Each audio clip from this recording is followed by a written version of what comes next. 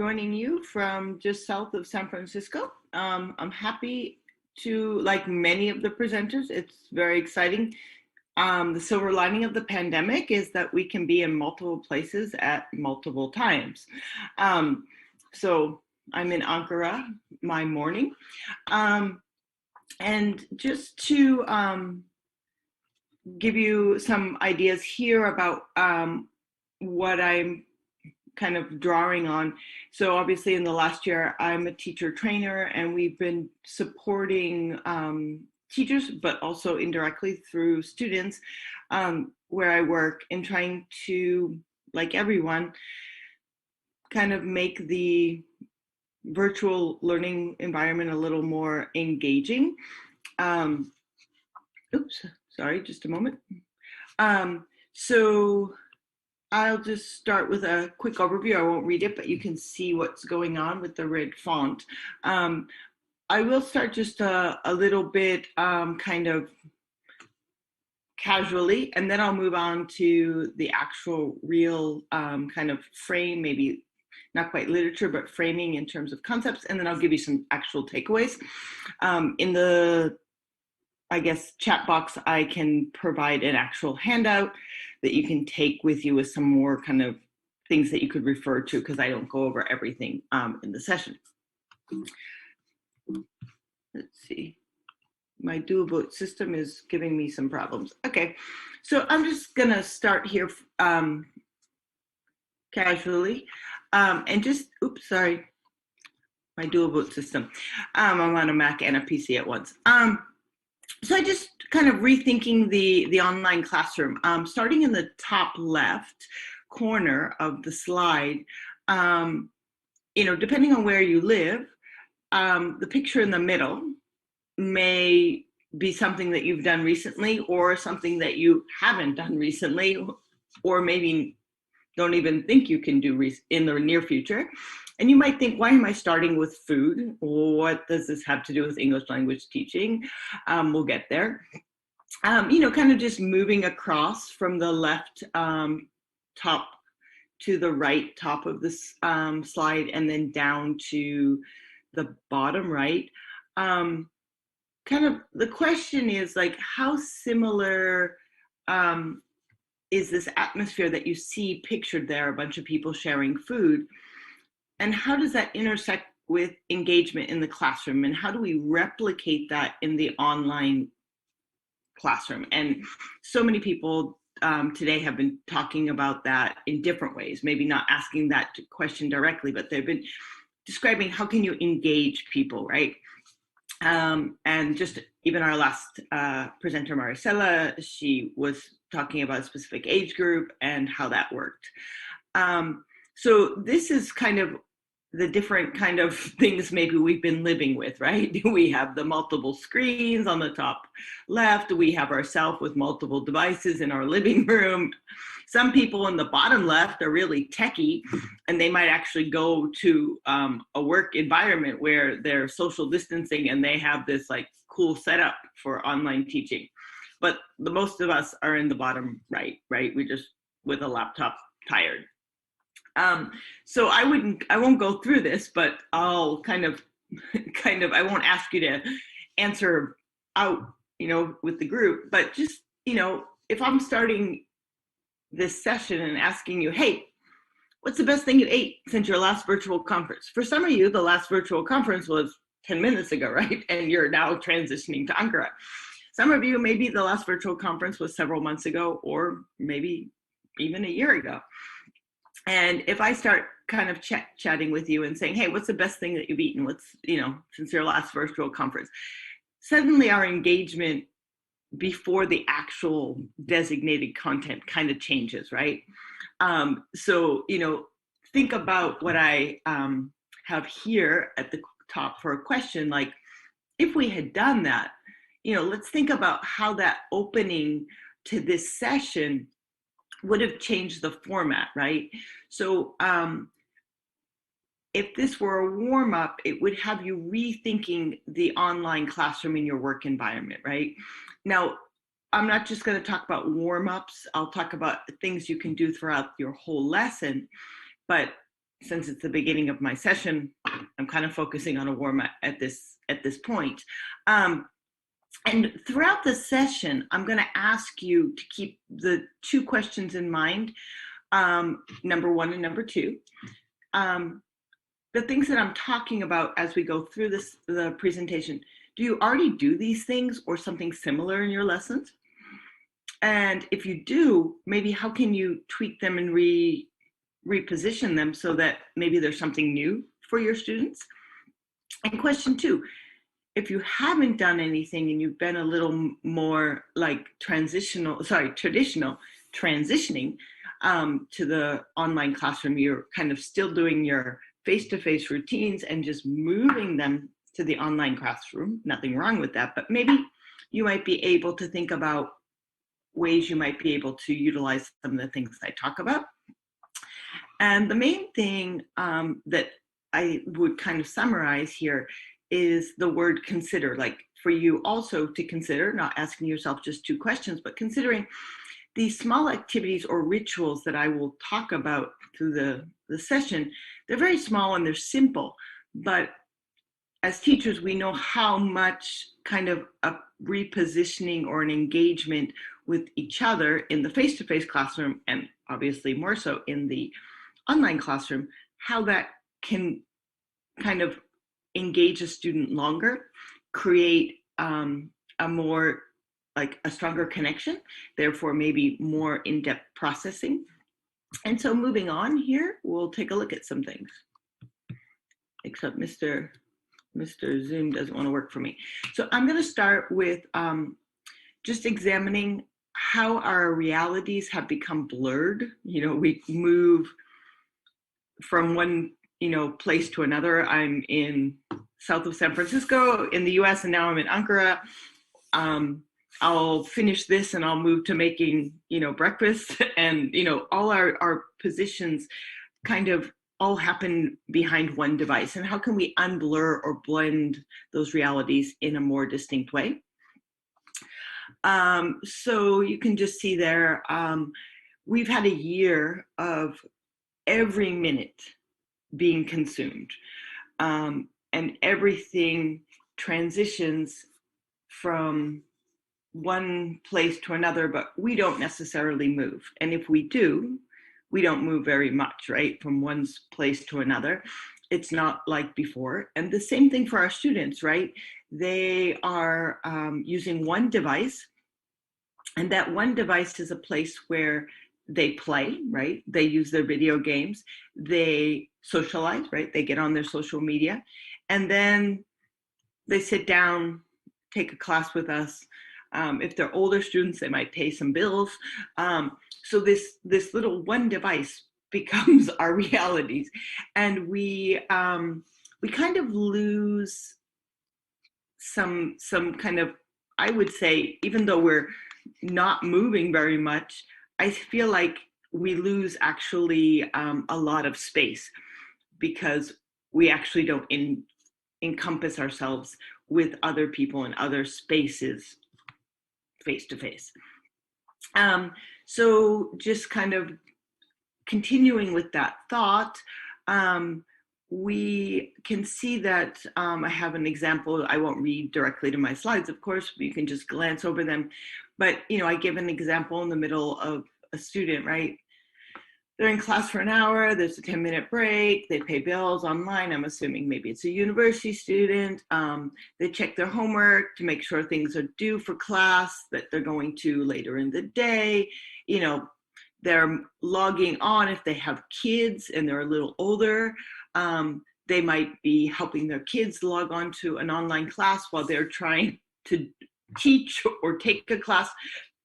And so all these spaces blend. So by the time we get our students, whether it be a young child that's 9 and mom has just logged her on, and mom really wasn't able to engage with the student because mom is working, or if we have an older student that's in university, they're not really able to engage because their mind's somewhere else, they just paid bills, and then everybody in between, right? So by the time we get our students in our classrooms online, like us, their minds are, let's say, yeah, there's a diversion of thought.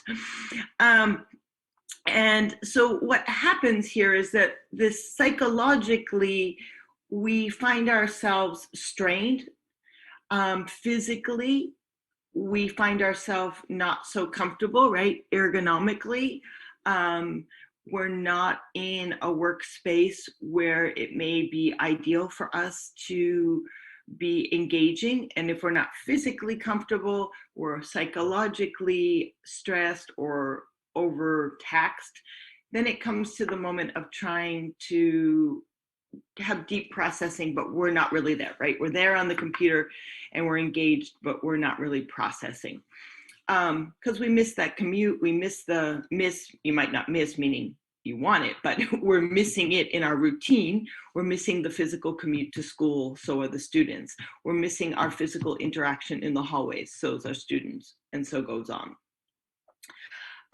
So the summary is screen fatigue.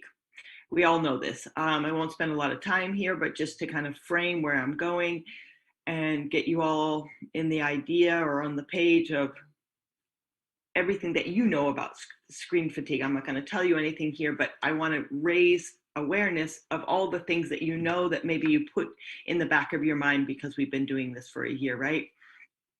So whether we're students or we are actual teachers in a meeting, we don't, in the first bullet point, when we're together in a class, students as well as us in meetings, we're always looking at the speaker. So for students, it's a teacher. Maybe it's a student that's giving a presentation. So still, the student is looking at a student, or the student's looking at a teacher. So the view or the glance of the eye is fixed. If it's not a teacher or student presenting, we're staring, or the students are staring at a PowerPoint presentation, or maybe a handout that's being, shared.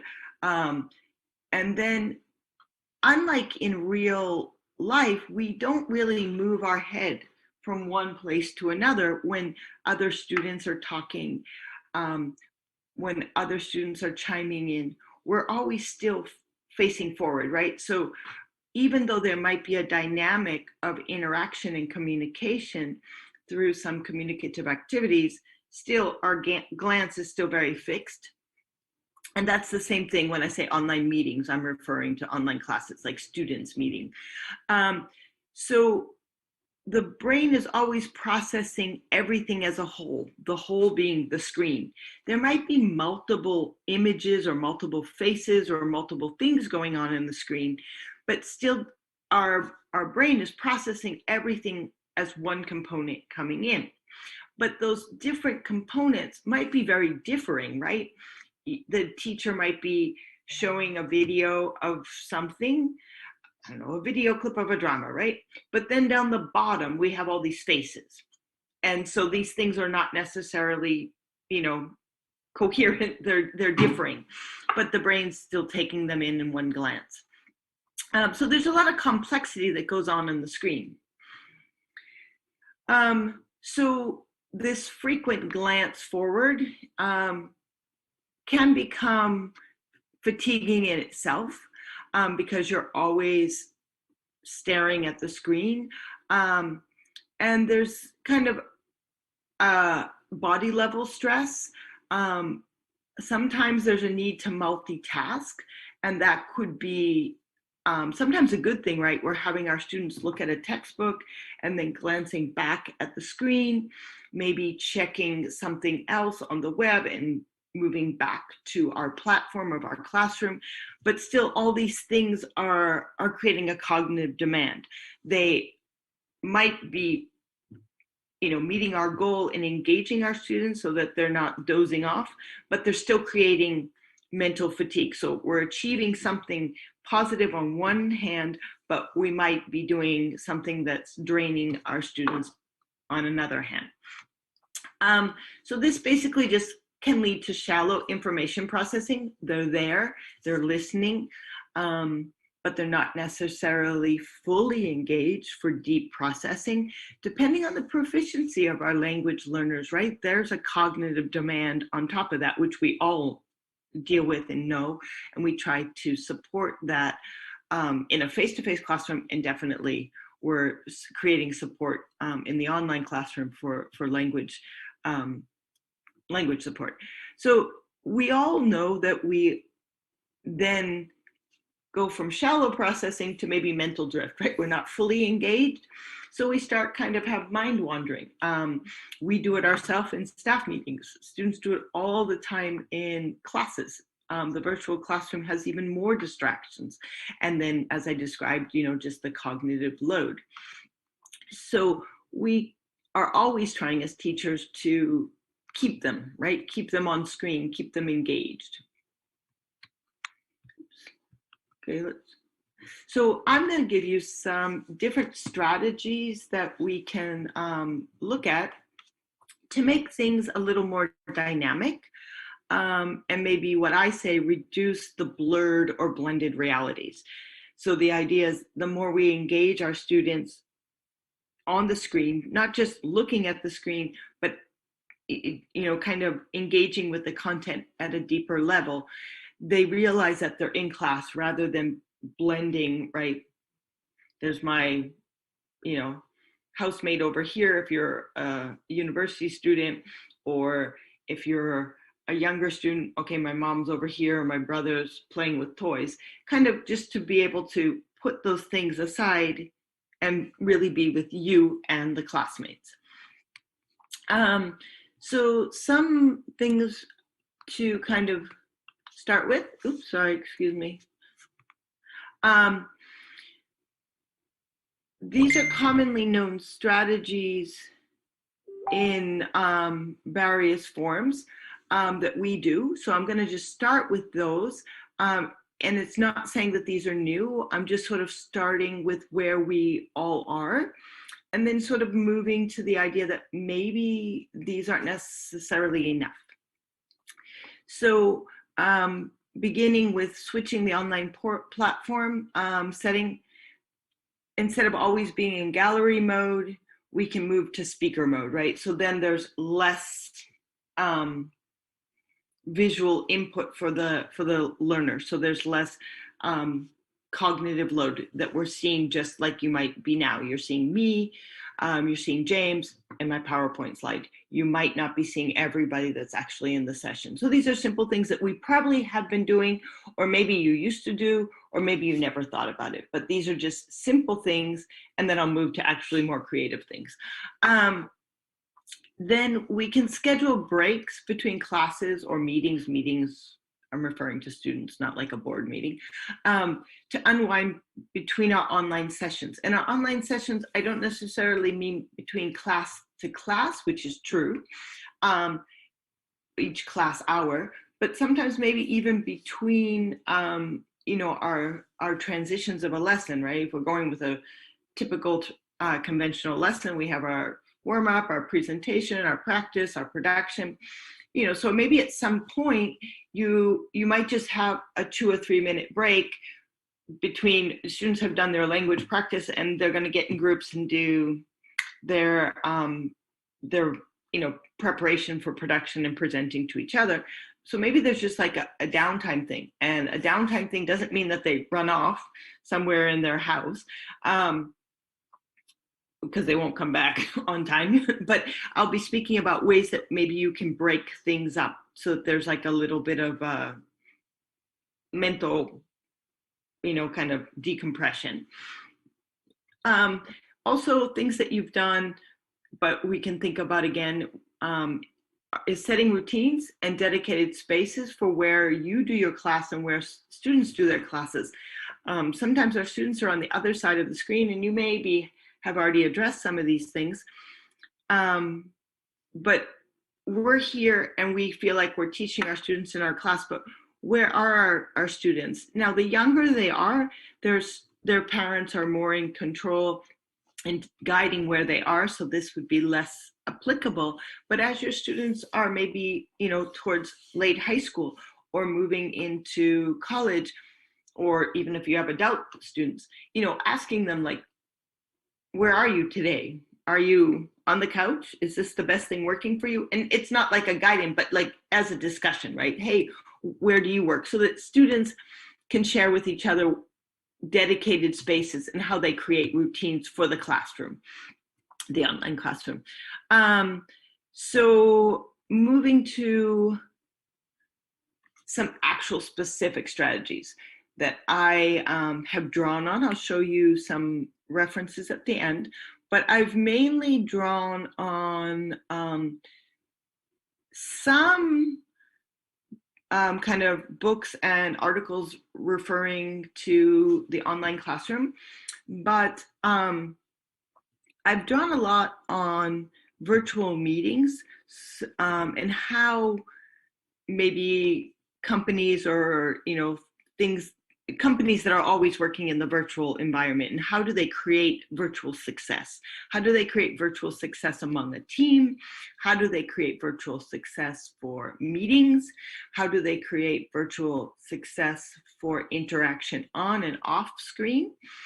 And I've taken some of those things and kind of adapted them for my context as a teacher trainer.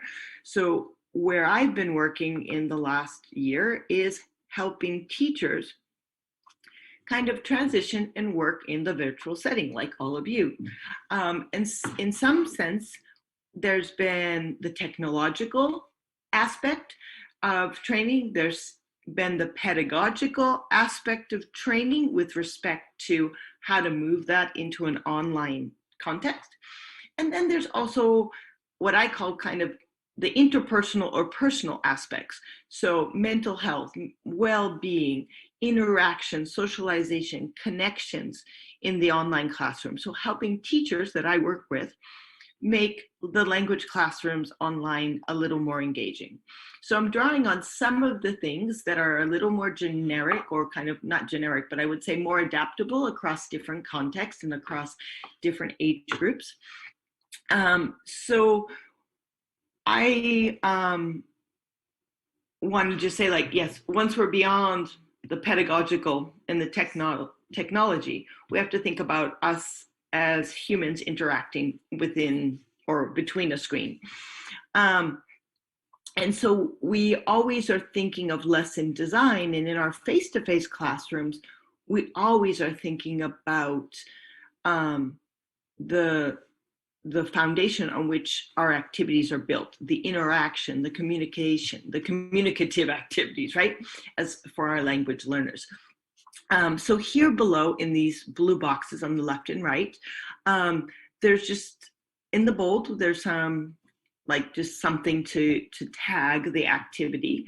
And then I'll just describe it because the little description won't be enough for you. But going into these, I just want to say that these things are not something that needs to be done in the warm-up. Like I was like, hey, what's the good food you've eaten since your last virtual conference? These things can be kind of woven into any part of the lesson. So they could be what I was saying, hey, maybe a break right before, like a little decompression break. You finished your language practice, you're going to move into your production phase. No, you can't have your 8-year-olds running off. They'll never come back on time. You'll lose class time. But you can give a little decompression time to re-engage your learner. You can do them, at the beginning, at the middle, at the end. Your teachers, you get the idea that these are ideas for you to kind of adapt and think about how they might apply to your context to better engage your learner. It doesn't mean that you're not engaging them. You are engaging them, but as you know, over a 50-minute period, 45-minute period, 35-minute period, there's mind wandering, right? And even, it happens to us as adults, right? And then younger learners, they're very good in their creative minds with mind wandering, so you have to keep them engaged. So starting on the left side, the top of the blue box,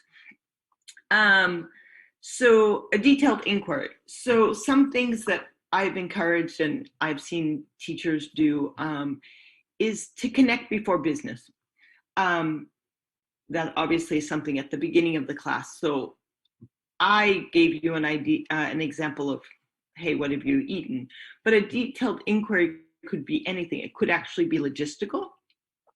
before you start, like, hey, on Friday, we have presentations. What are the good things that are happening with you in your preparation? It doesn't necessarily have to actually be like the logistics, like, does everybody have everything they need for the presentations on Friday? It's more like a detailed inquiry that's more lighthearted. It could be a detailed inquiry that's not even related to the class. A detailed inquiry, maybe there was just a holiday, and you might just want to say, hey, on the holiday, what one fun thing that you've done, or one challenging thing you found during the holiday. And of course, while we're doing these, we're engaging our learners, but obviously it's language practice as well. And any of these things that are here, they can be supported by visuals or audio that you may be presenting on the screen. For time, we have the boring, PowerPoint slide and me talking to you, which is not the best way to engage anyone. So anyway, everything I'm talking about is not necessarily what we want to do with our online learners. The next one going down is last line. Teachers often do interesting things like this, where they have a funny cartoon, maybe a picture that's kind of curious, and they might ask learners to see what's going on or describe it. Maybe a line from the news, if it's like maybe you're dealing with older learners, and maybe there was something that just happened in the news that is of interest. There might have been a natural disaster, and you might just have a line to kind of draw the learner to that event, and you can begin to talk about what's going on in a particular region of the world. Anecdotes, work out for the atmosphere. The idea is to set a general energy level. Now, for older learners, I wouldn't necessarily say they want to do any movement. They want to sit behind the computer. They're in their comfort zone. But if you think about maybe some of your learners, if they might be older adults that are language learners, or they could be very young, and maybe just setting that energy level, not an energy level to get them too excited so that there's no focus on the screen, but something where you might just be doing hand exercises, or you might just do a moment of focus or counting, something to get the atmosphere of the class going. Whether you want a calm kind of, okay, everybody take a deep breath, or let's get you energized and motivated. This isn't going to be a boring class. Maybe everybody does 3 jumping jacks. But it doesn't necessarily have to be a physical movement. It could be still behind your computer screen. A personal tour. I often suggest that, my teachers, and they often use it during mid-class, where something's happened, certain stages of the lesson have happened, but we might ask one of the students to take us on a personal tour of each other's space.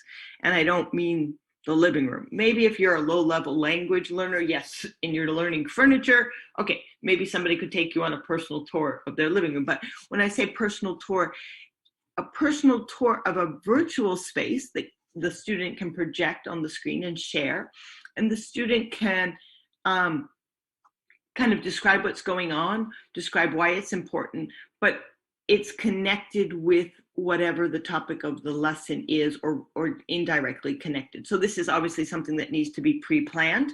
So, like maybe on a Monday, a teacher might say, we're gonna do a personal tour on Wednesday. This particular student, would you mind taking us on a personal tour of, whatever? Let's just say we're studying natural disasters. Let's go back to that not so nice topic. But so maybe the student will find an image and then be able to take us on a personal tour, and not just necessarily describing the physical, what is seen, but maybe what are the actions that are happening? What are the causes? So that we're not just always working at the tangible, lower concrete level of language, but the teacher can set it up so that this little 2 or 3 minute break can have higher level and higher cognitive processes. ThingLink is another way to do the same thing, personal tour and virtual trip. same thing. If you're not familiar with ThingLink, it's just an application where an individual can take a picture and make links on the picture that then hyperlink you to another page, another image, a video. You can link images, videos, audios. Guided breathing. Again, I'm not necessarily talking about yoga. It's more like, let's get in sync, like a moment. Maybe you have younger learners and we're moving towards the end of the lesson. There might only be 10 minutes left, but you might set up a ritual where when things are kind of getting quiet, meaning students are not necessarily fully there with you, you might bring them back through some sort of activity of a deep breath, focus, eyes on me, whatever your classroom ritual is. You can see the other things I'll go through a little more quickly now that you're getting the idea of my, my approach. Team and group images, I do that a lot, even for the older students. Just something when you break out in groups, everybody has a team symbol, create some sort of sense of identity. Special days of the week where students know that we're going to have a little, it's almost like show and tell, but it can be done even for older students. Fake commute. This is mainly for older students between classes. We don't commute from one place to another, but usually I might suggest that students that have been sitting all day, 1 hour after another, like in a high school, hour after hour, or kind of a university setting where they have a commute, right? They might just go out and get the mail, or there's something set, right? They create a routine. Moments for sharing, opening credits where students are highlighted. So something where maybe a certain point in the week or in the lesson where you are actually focusing or highlighting a student in something they've done. Could be something they've done academically or something that they've done well in the class that have supported some connections. Pass the question. So instead of the teacher always answering the questions, you can set up a routine in the class where when a student asks a question, students are going to start to know that somebody else is going to someone else is going to answer. So if I ask a question, the teacher automatically will say, Kara, choose someone you want to answer the question, or possibly the teacher would choose. So the idea is that we're getting more meaningful communication outside of activities, right? So if someone has a question, it's more, instead of just transactional communication in the online class environment, we have some more meaningful communication outside of the activities. Obviously, you have your meaningful communicative activities, but trying to build on that. Another one similar is where some students might have 2 points, and then a third student will be asked to synthesize. So if one student explains a grammar point to someone, and another student earlier in the lesson had described or defined a word, maybe asking a third student as the lesson goes on, can you synthesize those and put something together? In the example I've given, it would probably be an example of the word being used in a grammatical structure that was explained. But if you have higher level students, you're dealing more with conceptual context and more higher level cognitive processing, the synthesizing could be much more complex. Passing the mic, the same idea. These are just the same things, like instead of teacher asking, the focus is on the student. And let me just get to my next slide here. So with those simple activities, and they don't necessarily have to be activities that you are using, that you use directly from things I've suggested that will be provided to you on the handout, but they might give you ideas. And the focus or the intent that I want to kind of put in kind of your mind for playing with is the awareness of mindfulness and the practices that you do in your classroom. We're 1 year into this. we're all pretty much in a rut. And, I think I rebooted my practices as a teacher trainer somewhere in the summer. And that was probably good for me and those who are my students. And I probably got in pretty much a rut again, kind of just doing, everybody was probably logging on and being like, okay, we're going to know how this class is going to go. And I think I rebooted just right around the holidays and the new year. Again, kind of thinking about and reflecting on what do I do and how do I create engagement in my classroom yet again, right? So it's mindfulness for me as a teacher, but I also want to create mindfulness for my learners. My learners happen to be adults, but they definitely, you can create some level of mindfulness even among young learners. I used to be a young childhood educator. Because mindfulness of when you start to wander, right? If you know you're wandering, you can begin to bring yourself back as a learner. So creating that awareness in the classroom among your students and providing structure. And we don't want it too regimented. We're language classrooms. We need a little bit of flexibility. But I think the word structure for me, maybe you could think of the example I gave about me rebooting in August and then rebooting recently. Like, what is my structure? Is my structure just kind of so much of a routine that my learners log on and they know, okay, here we go again? So what level of deep engagement is there? So kind of for me to think about, how am I swapping up? How am I breaking up little pieces of my routine to have those rituals that draw learners in? So the rituals, I would say, are the suggested activities that you saw in the blue boxes on the previous screen. And, I don't use all of them at once, just like you don't use every app.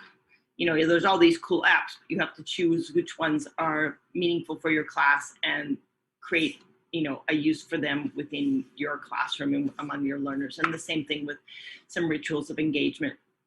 And I think for me, where I am now, discussing with my students who are teachers or, in service and pre-service teachers, is looking forward. So we're talking about these things about how to engage and make our students mindful of their practices in the classroom and making us as teachers mindful of our practices and reflecting on them. And it's not just now, we are moving forward. So we're going to transition. Some contexts will be transitioning to a hybrid or blended learning where, some are at home and some are in a regular school context, or maybe a couple days a week are all virtual, some are face-to-face. Or soon we hope that in our near futures, we'll be back to what was normal. But even normal won't be normal because we'll be a little more social distance, even in a physical face-to-face environment. So all these things will have changed. And how do we engage our students and not think, not have them be so comfortable that their mind can wander and that there's just this shallow processing? How do we really pull them in? And I think that's equally important for the adult learner as well as the child learner, for different reasons. Mind wanders, right? We all have demands. Young learners have attention focus limits. So something to frame or to consider strategies and kind of build rituals. I mean, they're basically classroom strategies. I call them rituals because I start to incorporate them into regular practice. So I gave you the examples on the blue boxes, but a simple way to think about it is to break up the way in which we engage our students in the online classroom. So approaches for doing this could be, what are the unique ways to begin and end meetings? It could be a class. Meetings could be a student group activity. Um, what ways or approaches do we have to build connections and relationships? So that's obviously at the beginning of the semester or the beginning of the year, but also throughout each day and each week. How do we build those connections and relationships for one successful activity or for 1 week or for the long term? So there's those different levels that we're always building relationships in our classroom. What are the approaches for increasing engagement and cognitive flow so that you as a teacher are building your lessons with one step after another, and you have done that purposefully because one segment supports the next, right? And to the final outcome of the lesson. But your learners might not jump on board with full engagement and full cognition to be able to get that flow, right? To get into that flow that you've already structured in your lesson. Because every time they wander and come back, they're not fully benefiting from the actual sequence or flow that you've designed in your lesson. So how do we keep them? And for me, keeping them is sometimes breaking it up with some of those activities, some of those strategies or rituals I presented on the previous screen. And then there's approaches for creating and shifting an online culture. So sometimes I didn't do it here, but sometimes, I've been to online meetings or online conferences where there's music in the background, or they start with something very personal from their home, right? They might show their dog or whatever. So it's sort of this culture where me as a attendee, I start to see some sort of culture for where I'm supposed to be, for example, a conference session, but I also see part of the presenter, either some music to create the mood, or I see their dog. So there's kind of a personal element there. And these types of things are easier to do when you have a set community, like a classroom. When you don't really have a set community, it seems kind of odd for someone to start playing music or showing a dog or showing a picture on the refrigerator of their children's drawings. But, in the classroom, you can think about the things that you could do. Another thing of suggesting ways that you can suggest for teaching and training online. So I'm a teacher trainer. So how do the things we do as language teachers maybe intersect with things that we could do in a teacher training course, if some of you are attendees that are teacher trainers and not necessarily language teachers? So how do those intersect or not? And then just activities for deeper engagement. And moving to the next slide, sorry. It's time for question and answer because I believe I still have about 15 minutes. I would like to have a little bit of a dialogue because I give you suggestions, the blue boxes, and then I give you some framing of how those things could be categorized, right? Ways of beginning and ending a lesson, ways of creating engagement. The handout I will be putting in the chat box will have a little more, kind of resources and examples.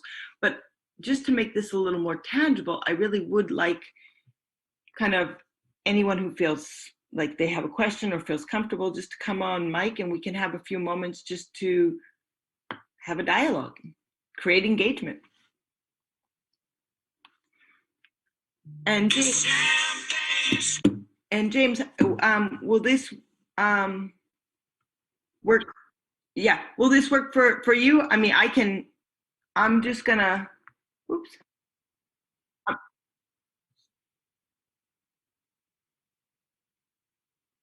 And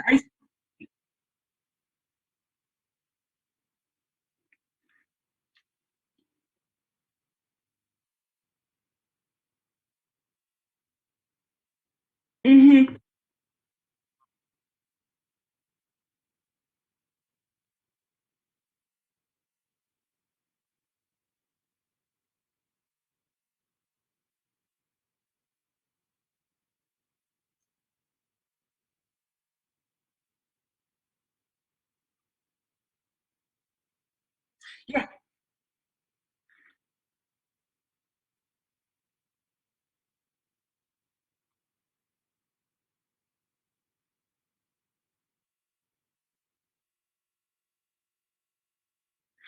Yeah, I mean, I think just, as you're talking, I'm thinking of myself in meetings. We all can remember maybe like, I see where you're seated in in your school, in your office, and if you had a group around a table, it's very different than the way you interact now, right? You're kind of moving your glance and you're looking at things, you're shifting your body as you move to see different people speaking around, let's say, a table at a meeting. And the same thing happens in a classroom.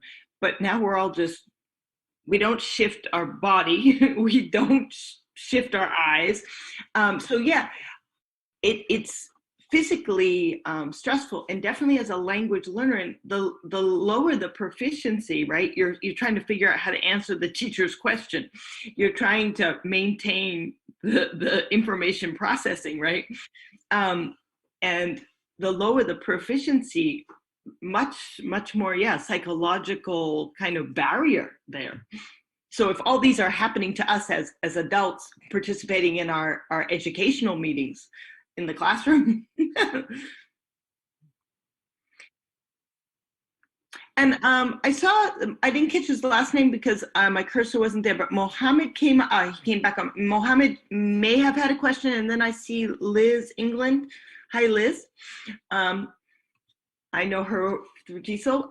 Did Mohammed have a question? Oops, he's off. If not, he might have just been checking his camera.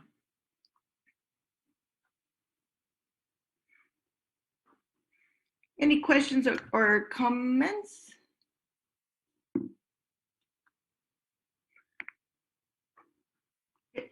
That's okay.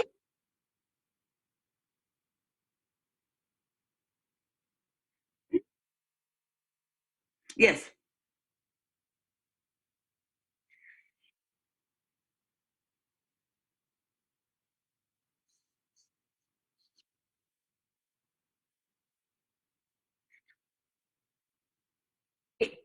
It, it could be, there was three kind of in a row that are kind of pretty much the same, meaning, somebody else answers. There was three that are pretty much the same, but they could be adapted as a teacher wants. But for pass the mic, to me, is just the idea is the responsibility goes not to the teacher. So it could be that a question's being asked, or it could be that there's a student makes a comment. So I don't know, maybe there's a picture, maybe we just read a story, and the student has answered a comprehension question.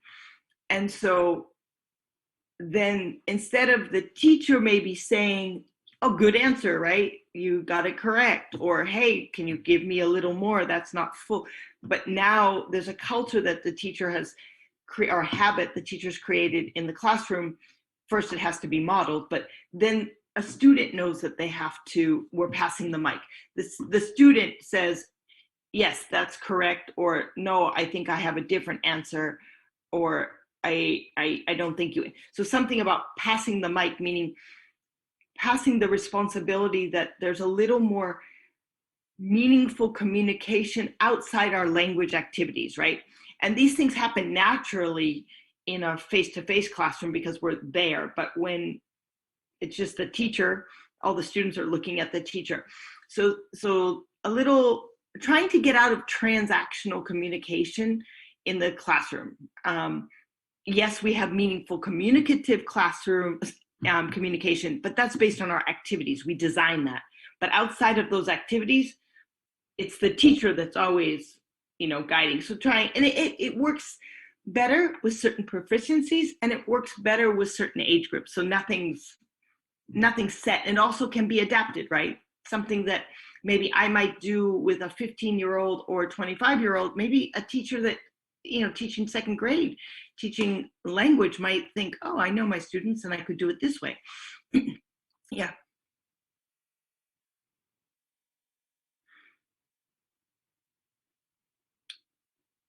Other thoughts? If there's no thoughts, that's fine. They can come up later. You can email me, whatever. I will just ask James, is it better for me to put the handout in the chat, or would it be better that I email it to you and then it's distributed? I don't, I mean, how's best for you as the conference organizer?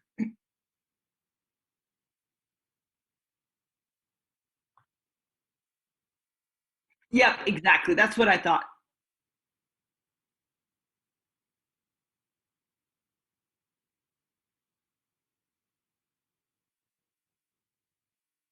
Oh yeah, and then perfect. And then I can, people who are interested, I can actually give them the handout, which has tangible resources.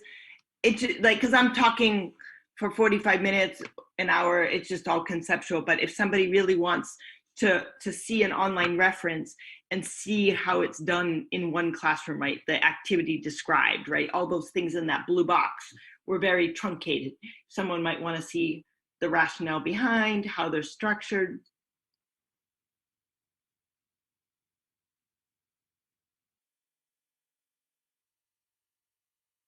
Sure. And then as the next presenter goes on, I can definitely also stick it in the chat for people that might want it. And if they don't, they can leave it there, or they can just email me. So there's a couple options there. Oh yeah, I am actually, because yeah, it's your 7 o'clock, 8 o'clock. Mm-hmm.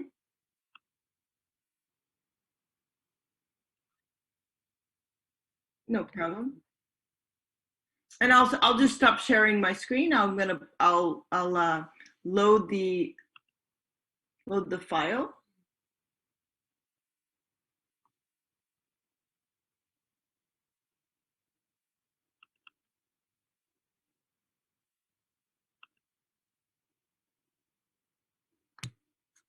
Okay, perfect. Well, thank you very much for the opportunity to be part of this, and yeah, I really enjoyed the sessions.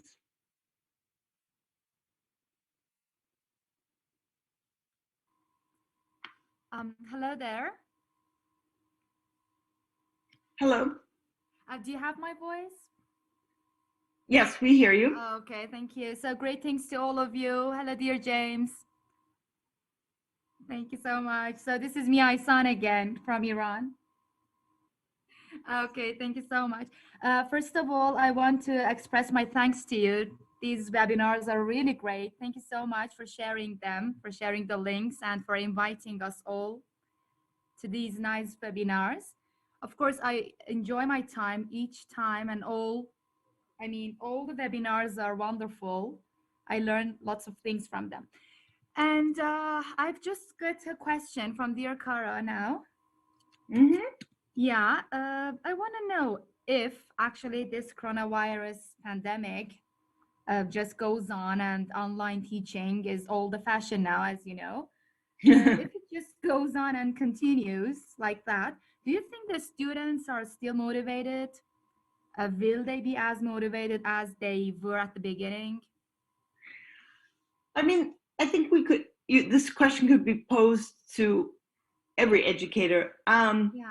I think, I mean, I would first think about us as teachers, or me as a teacher, and how we have maybe oscillated. We're all human, we Mm-hmm. and our students. Yeah. Yeah, I mean, I think we oscillate, or have kind of shifted throughout this year, right? At some points, it was very stressful and things were very, very unclear. At Yeah. other points, depending on where you are in the world, some of the contexts or the regions that we're working in as teachers became a little more clear, maybe a little more, there was a light at the end of the tunnel. Crystal clear. Yeah. Yeah, and then sometimes that would just close down again, right? So I think, our students exist in those same realities as we do. And I think that, you know, there are some benefits of the virtual learning, and our students recognize that, but then there's some drawbacks. So I think some students are probably pretty anxious to get back to whatever will be the new normal in the face-to-face. Yeah, I agree with you. But other students probably are very, very happy if this goes on longer, right? And I think that's the same for us as educators, that there's part of us that is very comfortable, Yeah, with this behind the online screen. And digital then world. there's part of us that is done. So I think, we're always sort of doing a dance with what's happening in our classroom, and then how that's impacted with what's happening outside. And outside meaning, where are we with the pandemic, not only globally but just regionally, right? With the, some places are a Exactly. little more normal than others.